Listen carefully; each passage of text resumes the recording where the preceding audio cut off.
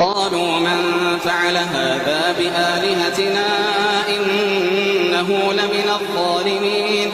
قالوا سمعنا فتى يذكرهم يقال له إبراهيم. قالوا فأتوا به على أعين الناس لعلهم يشهدون.